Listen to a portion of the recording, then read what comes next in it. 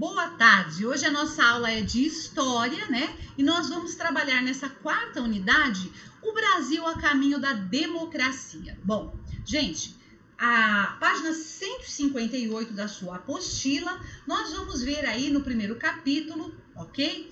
A Revolução de 1930 e o início da Era Vargas. Muito bem. Página 158, gente, a década de 1920 foi bastante agitada, tá? Em parte porque em 1929 uma crise financeira internacional arruinou muitos cafeicultores, tá? E gerou desemprego aqui no Brasil. O presidente desse período era Washington Luiz, tá? E de acordo com aquele combinado, né, político, a política café com leite, ele deveria indicar um mineiro para sua sucessão. Porém, Washington Luiz, ele indica outro paulista, ele indica Júlio Prestes. E assim há uma ruptura, né, com a política café com leite. Por quê? Olha lá o que aconteceu. Essa atitude provocou um descontentamento dos mineiros que se uniram aos gaúchos num acordo político, né, em oposição aos paulistas, ok? Para essas eleições ocorreram para a presidência Júlio Prestes, que foi indicado por Washington Luiz, e Getúlio Vargas, ok? Júlio Prestes, ele vence as eleições, porém, alegando fraude nas eleições, mineiros cariocas, gaúchos, eles se uniram, tá? E colocaram Getúlio Vargas na presidência. Esse movimento aí de ruptura, né, com a política café com leite, ficou conhecido como Revolução de 1930. Então, o que é então a Revolução de 1930? Grife aí no seu livro, né? É esse movimento de ruptura com a política café com leite. Muito bem. Esse aí é então Getúlio Vargas. Olha lá, Getúlio Dornelles Vargas nasceu em São Borja, no Rio Grande do Sul, em 1882. Ele formou-se, né? Ele tornou-se bacharel pela Faculdade de Direito de Porto Alegre em 1907. Ele inicia sua carreira política elegendo-se deputado estadual, deputado federal, foi líder da bancada gaúcha pelo Partido Republicano do Rio Grande do Sul e foi ministro da Fazenda durante o mandato de Washington Luiz. Ok? Ele assume a presidência do Brasil pela primeira vez aos 47 anos de idade, bem jovem, ok? Muito bem, então nós temos aí aquilo que nós chamamos de Era Vargas iniciando. Muito bem, grife no seu livro, chamamos de Era Vargas o período em que Getúlio Vargas, né, ou Getúlio, governou, de 1930 a 1945. Gente, esse governo de 1930 até 1945, ele passou por várias fases, tá? Eles têm períodos diferentes. E é o que nós vamos ver na aula de hoje. Mas preste atenção na pergunta da Mila aí, ó. Getúlio Vargas não foi eleito presidente em 1930. Lembra? Quem foi eleito, quem venceu as eleições? Júlio Prestes. Mas alegando fraude, não deixaram Júlio Prestes assumir e colocaram Vargas. Então, Getúlio Vargas não tinha sido eleito. E aí fica a pergunta, quando haveriam eleições? Quando haveria eleições? Ele poderia se candidatar? Vamos ver. Primeiro, nós vemos aí esse período de 1930 até 1934. É o primeiro período em que Getúlio Vargas governa. Gente, esse período ele ficou conhecido como governo provisório. Okay? Durante esse período, Vargas assumiu o governo provisoriamente, tá? O que quer dizer que deveriam acontecer eleições, tá? Outro presidente seria eleito através dos votos. Os políticos de São Paulo, né, em Minas Gerais, não seriam mais favorecidos. E, por causa disso, havia uma grande expectativa em relação ao novo governo, tá? Mas olha aí, as eleições demoraram para acontecer e a população brasileira estava impaciente, ok? Em São Paulo teve início uma manifestação contra o governo Vargas, a favor de uma nova Constituição para o país e de eleições para presidente. Essa manifestação recebeu o nome de Revolução Constitucionalista de 1932. Você teria aí na sua página, né? 159. Então, gente, ó, preste atenção, grife o primeiro período, olha lá, primeiro período de governo de Vargas ficou conhecido como governo provisório, foi de 1930 a 1934, ok? Em 1932, nós temos aí a Revolução Constitucionalista, uma revolta contra esse governo, ok? Muito bem, olha aí, você tem a Revolução Constitucionalista de 1932. Os paulistas, eles passaram a exigir uma nova Constituição e eles também queriam eleições para presidente. Alguns acreditavam que deviam se armar contra o governo Vargas.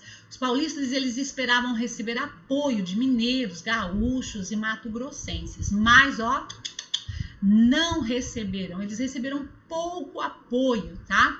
E com isso, após 3 meses de luta, os paulistas, né, eles se renderam, ok? Muito bem. Mas olha o que deixou aí, o que ficou. Quando você vê aí o feriado de 9 de julho, você vai se lembrar, ó, os paulistas comemoram o feriado de 9 de julho desde 1997. Qual o motivo? Isso mesmo, a celebração em memória ao dia em que o povo paulista lutou pelo regime democrático do país, tá? E foi deflagrada, né, o quê? A Revolução Constitucionalista de 1932, ok? Muito bem.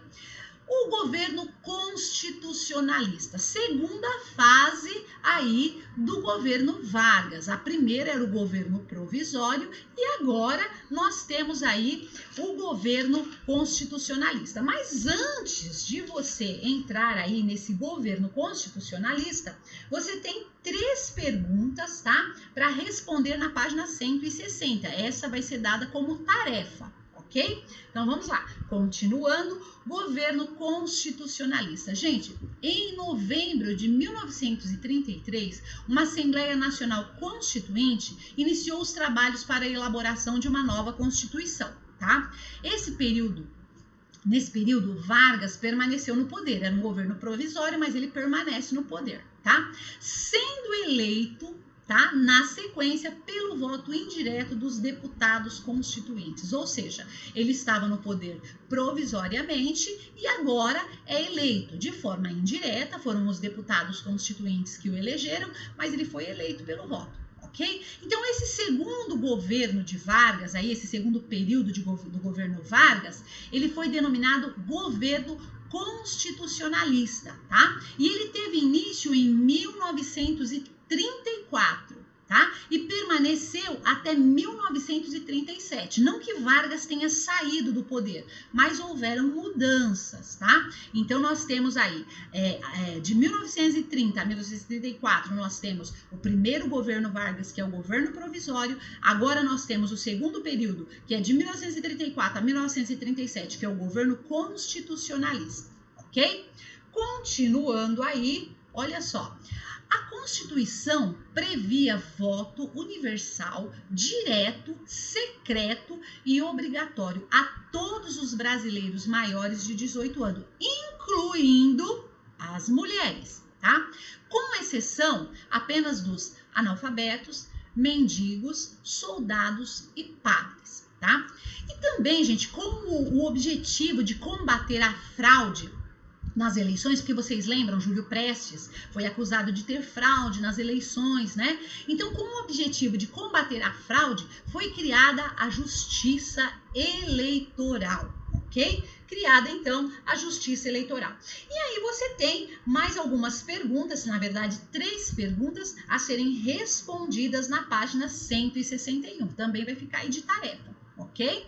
Continuando, nós começamos, então, agora com Estado Novo. Muito bem, vamos lá. Gente, olha lá. Em 1943, Getúlio Vargas editou a Consolidação das Leis Trabalhistas, é a CLT, né? A tão conhecida CLT. O que é a CLT? É um conjunto de normas criadas desde os anos 30 para proteger o trabalhador. Tá? E aí vamos conhecer um pouquinho do que as leis determinavam, tá? Nesta CLT. Olha lá, criação do salário mínimo e da carteira de trabalho, ok? ok? Então, esse era o mínimo que alguém poderia receber, X, tá? Carteira de trabalho, então, foi criada. Jornada diária de 8 horas, porque as pessoas trabalhavam muito mais que isso. Direito a férias anuais remuneradas. Muito bom também. Descanso semanal e direito à previdência social. Gente, regulamentação do trabalho do menor e da mulher. Grandes conquistas. Gente, e olha aí, ó, parecia, enfim, que o país viveria sob um regime democrático, né? E Getúlio Vargas, ele foi inclusive chamado pai dos pobres, por causa dessas, como que eu posso dizer, dessas ações dele. Mas, olha lá, entretanto, as eleições que estavam previstas pela Constituição de 1934 não ocorreram, certo? Não ocorreram as eleições. E aí, ó, no dia 10 de novembro de 1937, com o apoio do Exército Brasileiro, Getúlio Vargas anunciou uma nova fase política na história do Brasil. Era o início do Estado Novo, tá? Getúlio Vargas impôs, lembra? Lei outorgada a Constituição de 1937. Olha aí, ó, gente, Getúlio Vargas, ele rompeu com a democracia e teve início um período de ditadura, o qual nós chamamos ditadura Vargas, tá? E aí, nós temos a pergunta, né? Mas então Getúlio Vargas não cumpriu a Constituição? Gente, na nossa próxima aula, nós vamos entrar nesse período, que é a ditadura Vargas. Vamos ver como que tudo isso aconteceu. Mas para hoje, fica então aí para vocês, ok? Exercícios. Então, vocês farão os exercícios, como eu já disse, né? Da página 160, 161 e agora da página 162, ok? Bons exercícios para vocês. Espero que vocês tenham gostado da aula. Eu, particularmente, gosto muito de história. Vocês sabem disso, certo? Fiquem com Deus. Até a próxima aula, se Deus quiser. Tchau!